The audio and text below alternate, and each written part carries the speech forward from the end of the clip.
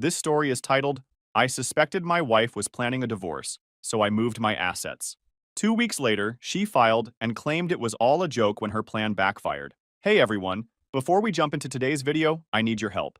We've noticed the channel is losing some traction, and subscribing is one of the best ways you can support us. It's quick, free, and it helps us keep bringing you awesome content. Your support means the world. Let's keep this channel growing together. Thanks so much. Now let's start the video. Hey folks, I've been scrolling through posts here for a while, always thinking I'd never have my own story to share. But life has a way of surprising you, and I've been carrying this around for months. I need to let it out. Let me just say up front, I've never been the type to jump to conclusions or assume the worst. My wife, let's just call her M, and I have been together for 6 years, married for things were solid, or so I thought. We had the usual ups and downs, sure, but nothing that made me think, oh, there's trouble here. In fact, for most of our relationship, we were that couple, teammates through and through. We laughed at dumb inside jokes, debated over which movie to watch for hours, and had this rhythm that just worked. She'd plan elaborate date nights, and I'd surprise her with her favorite takeout after a long day. It felt effortless, like we'd figured out this whole love thing. That's why what happened next hit me like a ton of bricks. Then, about 6 months ago, things started to shift. At first, it was little things, stuff you'd probably miss if you weren't paying attention. She started taking her phone everywhere, like, even if she was just going to the kitchen or folding laundry. I mean, before this, her phone would just sit on the coffee table for hours, and she didn't care who picked it up. I made a joke one day saying, "What, are you running some secret spy ring now?" She laughed it off and said, "No, work's been emailing me a lot." Okay, fine. But then, a couple of days later, she set up a password. That one caught me off guard because she'd never used one before. I casually asked her why, and she said something vague about security and hackers. I didn't push it because I didn't want to sound paranoid, but something about it just felt off. It didn't stop there. She started stepping out of the room to take calls, something she never used to do. It wasn't subtle either. Her phone would ring, and she'd be like, "Oh, let me just grab this real quick," and disappear into the bedroom or out onto the porch. If I asked who it was, she'd just say, "Just a friend from work." Then there was this habit she picked up of keeping her phone face down on the table. I didn't even realize it was a thing, until one day I reached over to hand her something, and she quickly moved her phone out of the way. It was one of those blink and you'll miss it moments, but it stuck with me. It wasn't just the phone stuff, though. She started feeling distant. Conversations that used to flow naturally now felt like I was pulling teeth. If I brought up future plans, like, where should we go for our anniversary? Or, do you think we should start saving for a new car? She'd just nod and say, yeah, we'll see, before changing the subject. The day it all really clicked for me was this one random Wednesday. She told me she was meeting a friend for coffee after work. It didn't sound weird. She does that sometimes. I happened to be running errands in the same area, and I thought, hey, why not surprise her? It'll be cute. When I got there, though, she wasn't with her friend. She was outside the cafe, pacing back and forth with her phone pressed to her ear. I stayed in my car because something about the way she was talking felt serious. I didn't mean to eavesdrop, but I caught snippets like, "It's almost ready," and "starting fresh soon." My stomach dropped. I couldn't figure out what she meant, but it didn't sound like work stuff or friend drama. It sounded bigger than that, like something she'd been planning. When she got home later, I asked her how her coffee date went, trying to keep my tone light. She gave me this whole story about her friend venting about her boyfriend's latest screw-up. She went on about how she was giving her advice and being a good listener. I nodded along, pretending to believe her, but my brain was working overtime. Was I reading too much into this? Overthinking? Or was there something deeper going on? I couldn't shake the feeling that something was wrong.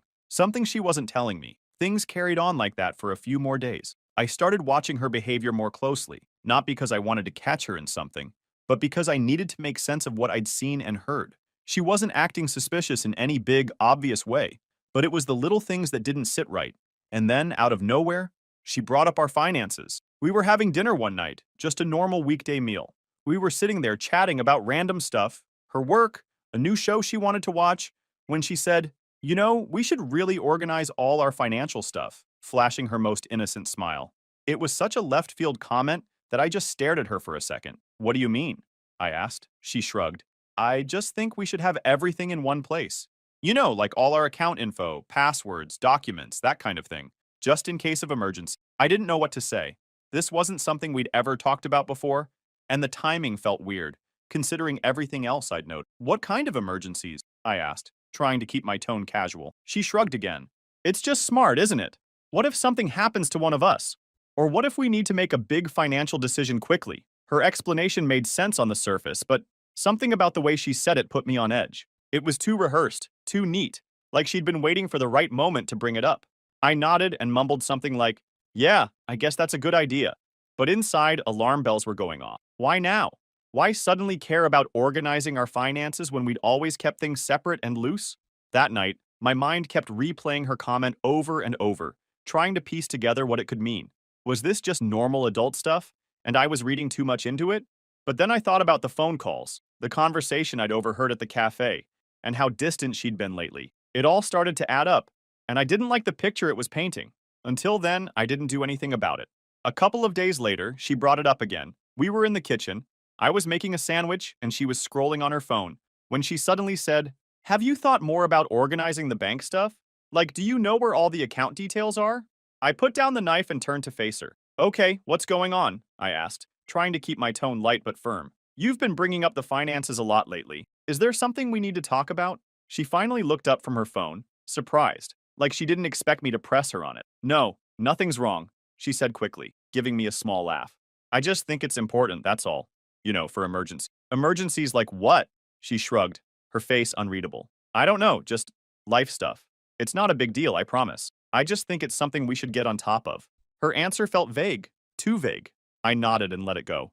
But the way she avoided giving a straight answer only made me more suspicious. It didn't feel like a casual suggestion anymore. It felt like she was hiding something, and I had no idea what it was. So the next day, while she was out at work, I decided to take a closer look at our financial situation. I opened our joint account online and noticed something strange. A few small transfers had been made over the past month. Nothing huge, just little amounts that didn't seem to have a clear purpose. They weren't labeled for bills or groceries or anything like that. I didn't want to jump to conclusions, but it looked like she'd been moving money out of the account for something, but I couldn't figure it out. I thought about confronting her, but something told me to wait. If I was wrong, I'd look like an idiot. And if I was right, well, I needed to be careful, and it was eating up on me. So I reached out to someone I trusted, an old college buddy who happens to be a lawyer. I told him what I'd noticed, trying not to sound like a conspiracy theory. "Look," he said after I explained everything, "I'm not saying something's definitely going on, but you're not crazy for wanting to be prepared. If you're worried about protecting your assets, now's the time to do it. Better safe than sorry." He gave me a rundown of what I could do, simple steps to make sure my finances were secure if something was going on. I'll admit, the idea of taking action like that felt extreme. It felt like I was planning for something terrible when I wasn't even sure anything was wrong. But the more I thought about it, the more it made sense. If she was actually up to something, and I was starting to believe she was, I needed to protect myself. It wasn't an easy decision to make, though. This wasn't just about money or assets, it was about the life we'd built together. I kept replaying memories in my head. Our wedding day, the times we stayed up late talking about our dreams, the random little jokes How did we get here? Was this really what our marriage had come to? The thought of taking these steps felt like admitting defeat, like I was officially giving up on the trust we once had. That evening, while she was out, I sat down at my desk and pulled out my laptop. My hands were shaking as I opened the browser and started going through everything: bank accounts, investment accounts, the house deed. Each document I reviewed felt like a betrayal, but the nagging voice in my head kept reminding me that this was about survival, not sabotage. I wasn't trying to hurt her. I just couldn't shake the feeling that if I didn't act now, I'd regret it later. I made a list of everything I could transfer and how to do it without raising suspicion. As I typed, I felt this crushing weight settle on my chest. I'd trusted her completely for years, and now here I was, playing defense against the person I thought would always have my back. Then I called my mom and didn't tell her everything, just enough to explain why I needed her help.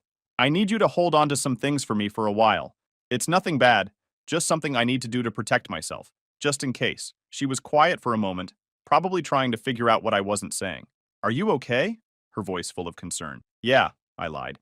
"It's just a precaution, nothing to worry about." She didn't press me, but I could hear the hesitation in her voice when she said, "Of course, sweetheart.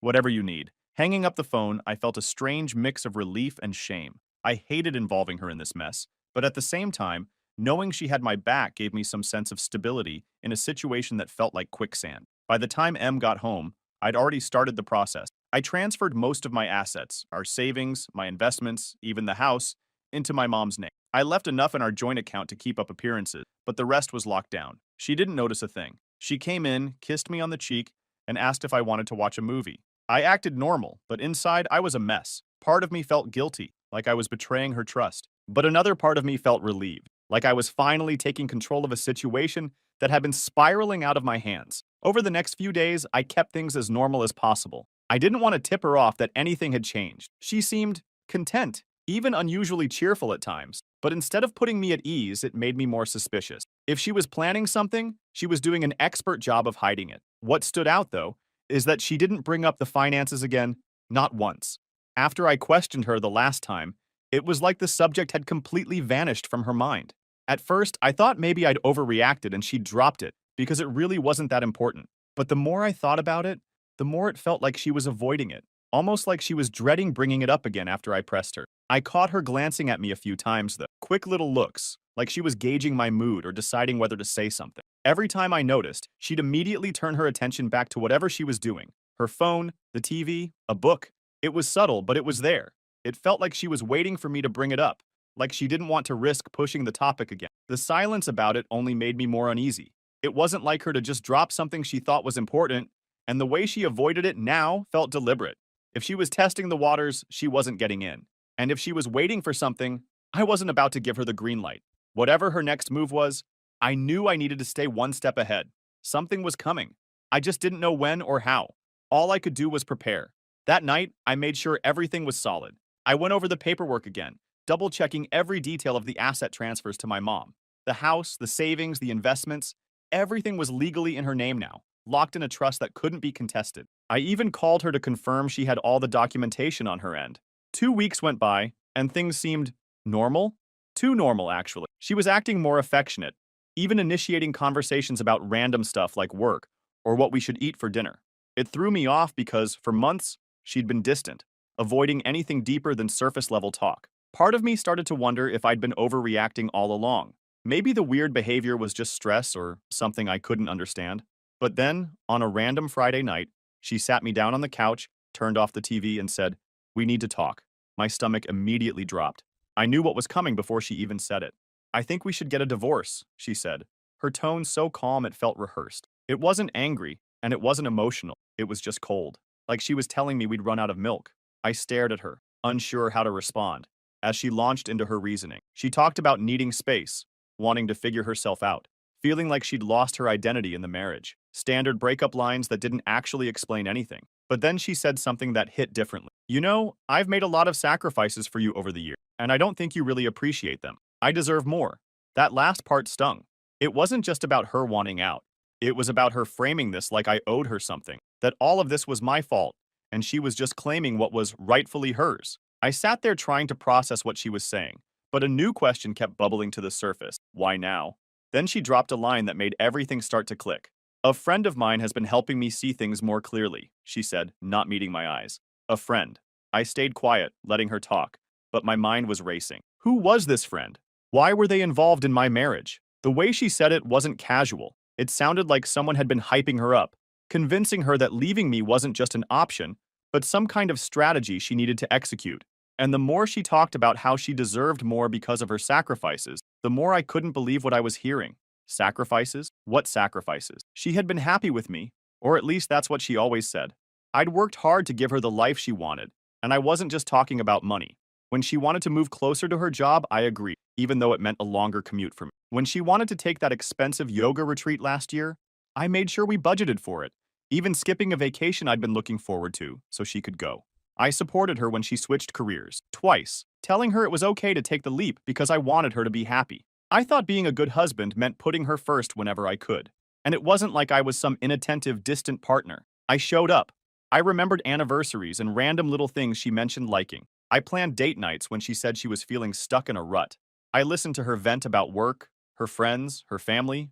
I didn't always get it right, but I always tried. That's what made her "I deserve more" line sting so much. I didn't buy it. Not for a second. She wasn't unhappy because of anything I did or didn't do. She was unhappy because something had changed in her. Maybe it was this friend she kept bringing up.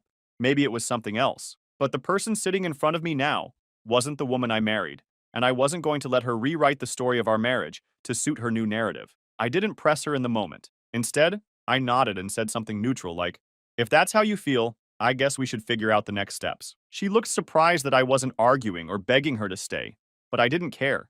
My focus had already shifted. I needed to know who or what was behind this sudden, calculated shift in her behavior. This wasn't just her waking up one day and deciding she wanted out. This was something bigger, and I wasn't going to let it blindside me any more than it already had.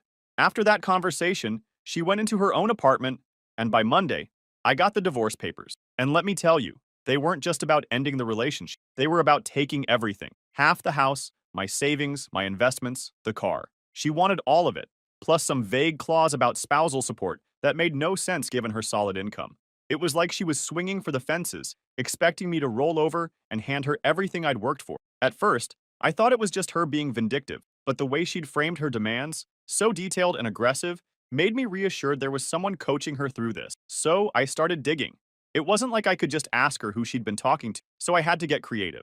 I started with her social media. She hadn't blocked me, and while she didn't post often, I went through her tagged photos and comments, looking for anyone new. That's when I noticed a pattern. Someone named Jake kept liking and commenting on her posts. Nothing inappropriate, just enough to make me pause. I clicked his profile, and it was public. He didn't seem like much at first glance. A guy in his 30s who worked in marketing, judging by his bio.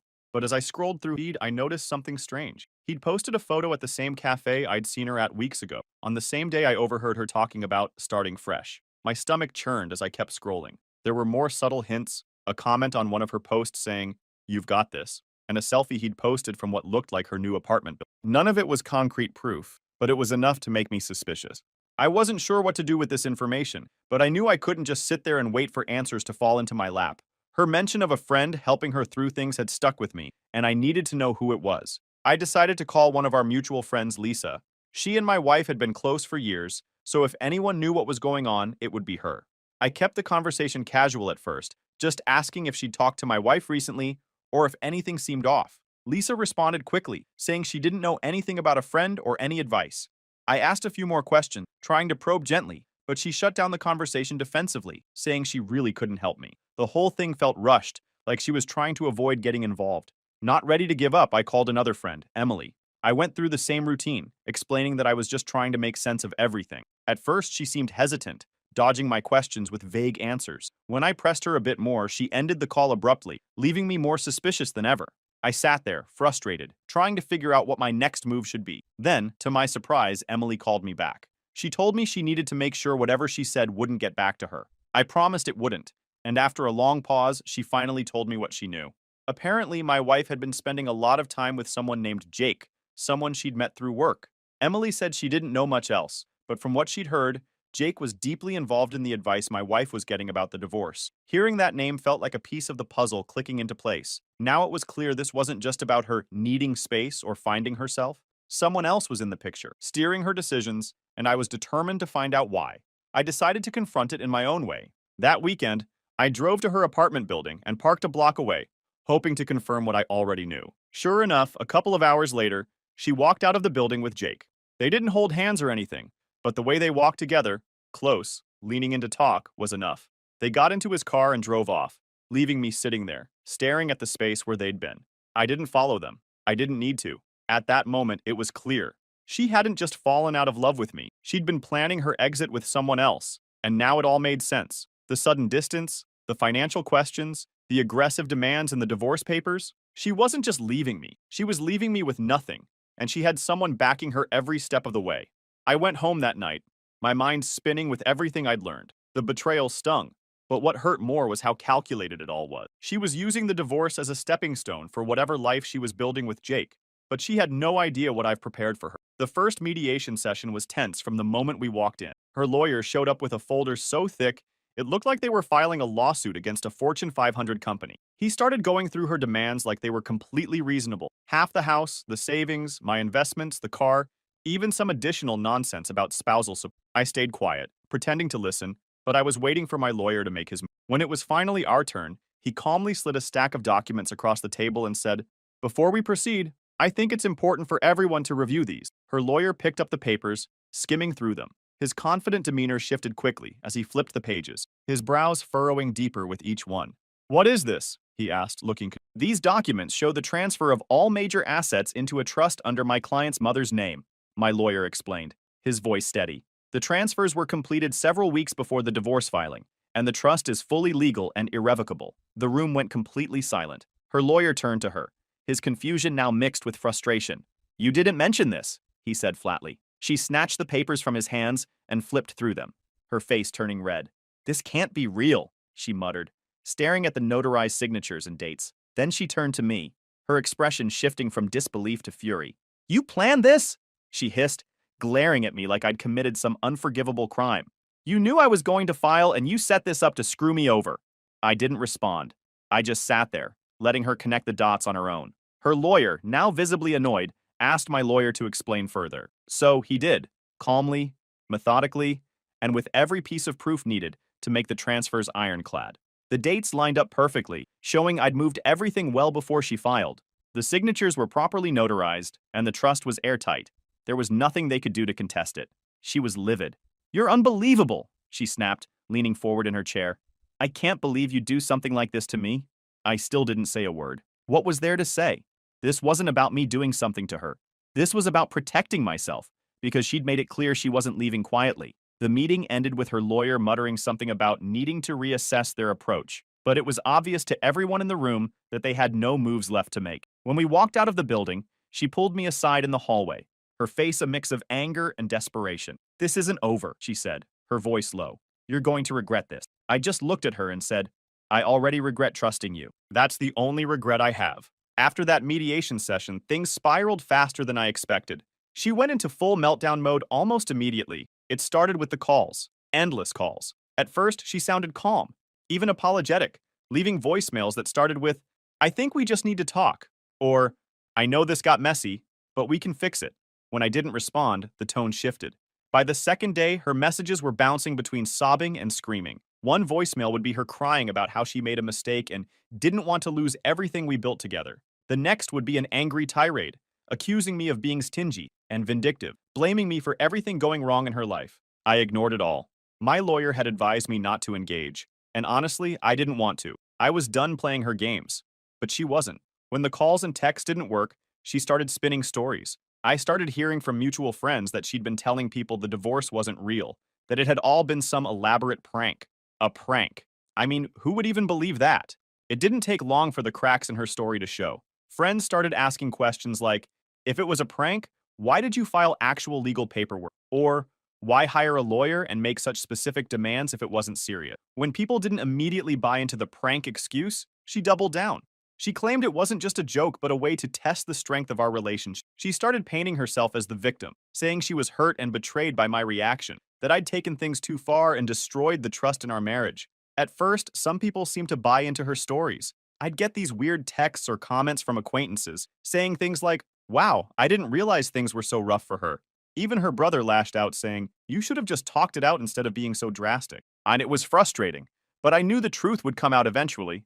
And it did, thanks to one of our mutual friends. Let's call him Matt.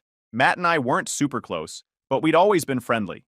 A couple of weeks after the mediation, he messaged me out of the blue, saying he had something I needed to see. When we met up, he pulled out his phone and showed me a string of texts between her and Jake. I was confused at first. "How did you even get these?" I asked, scrolling through the messages. Matt explained that he had a mutual friend with Jake, someone who had been privy to their conversations. Apparently, this mutual friend had started feeling uneasy about how things were playing out, especially when Jake began bragging about how he was helping her secure her future. It didn't take long for that mutual friend to connect the dots and realize what securing her future actually meant, trying to bleed me dry. Feeling guilty about staying silent, the friend took screenshots of the texts and shared them with Matt, knowing he had a better relationship with me and might be able to warn me. "This guy's been playing both sides," Matt said, shaking his head.